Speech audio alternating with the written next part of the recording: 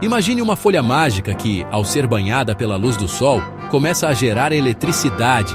Essa mágica não é ficção, mas sim um fenômeno físico chamado efeito fotovoltaico.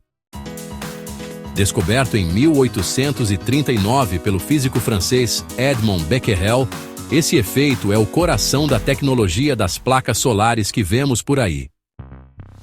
Edmond Becquerel, enquanto conduzia experimentos com células eletroquímicas, uma espécie de bateria primitiva, notou algo surpreendente. Ao expor certos materiais à luz, a produção de eletricidade na célula aumentava. Ele havia descoberto, sem saber na época a explicação completa, que a luz podia gerar corrente elétrica em alguns materiais. Esse foi o primeiro vislumbre do efeito fotovoltaico.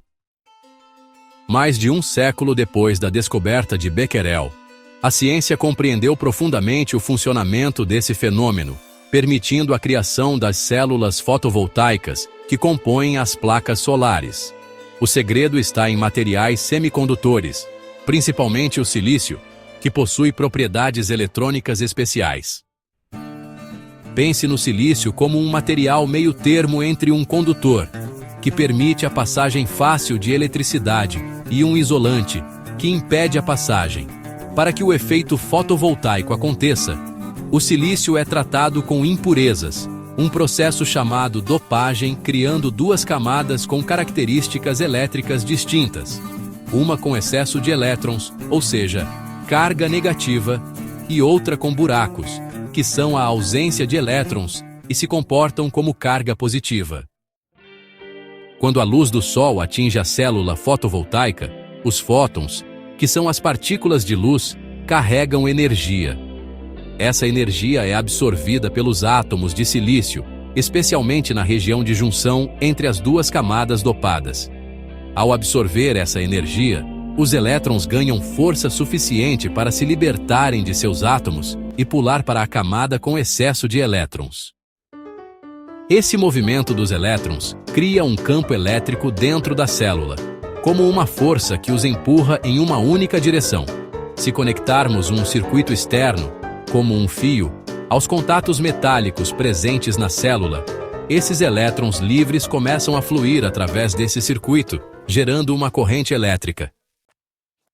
Em termos simples, a luz do Sol chega à placa solar e atinge as células fotovoltaicas.